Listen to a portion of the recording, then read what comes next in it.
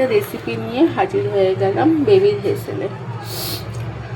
এটা বানাবো চালের পায়েস, গোবিন্দভোগ চালের পায়েস। এখানে আছে 1 কিলো দুধ। দুধটাকে আমি ফোটানোর জন্য দিয়েছি, একটু জল অ্যাড করে দেবেন।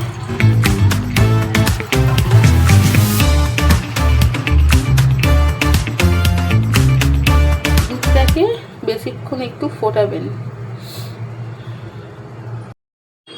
5 মিনিট পর আমি ফিরে এলাম। দুধটাকে আমি ভালো করে ফুটিয়ে নিয়েছি। এবারে আমি চালটাকে অ্যাড করব। এই চালটা হচ্ছে গোবিন্দভোগের চাল। এই 50-এর থেকে একটু বেশি আছে এতে। দুধটা আছে 1 কিলো।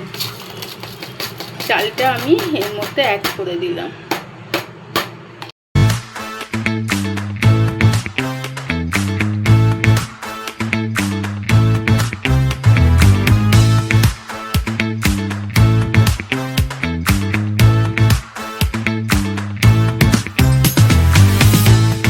চালটা সেদ্ধ হওয়া অবধি আমরা ওয়েট করব।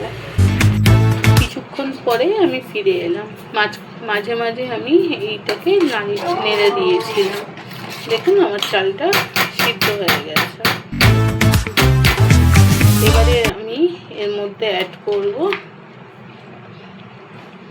কাজু কিশমিশ। অ্যাড করব।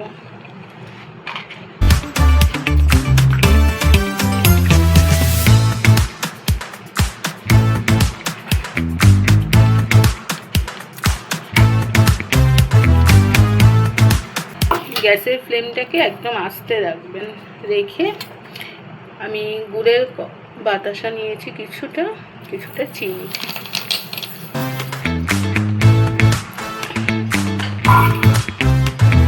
এটাকে এবার এর সাথে ভালো করে মিশিয়ে দিতে হবে।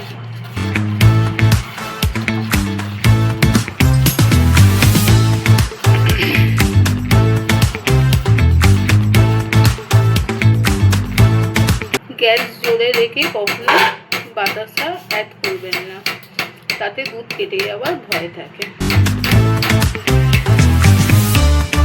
এটা কিছুক্ষণের জন্য জাস্ট 3-4 মিনিটের জন্য এইটাকে আমি হতে দেব। তারপরে আমি নামিয়ে নেব। আমার রেডি হয়ে যাবে পায়েস। দেখুন বন্ধুরা, আমার পায়েসটা পুরো রেডি হয়ে গেছে। ঠিক এই টাইপের রাখবেন, তাহলে এটা ঠান্ডা হলে বসে যাবে। এইবারে আপনারা টেস্ট করে দেখুন।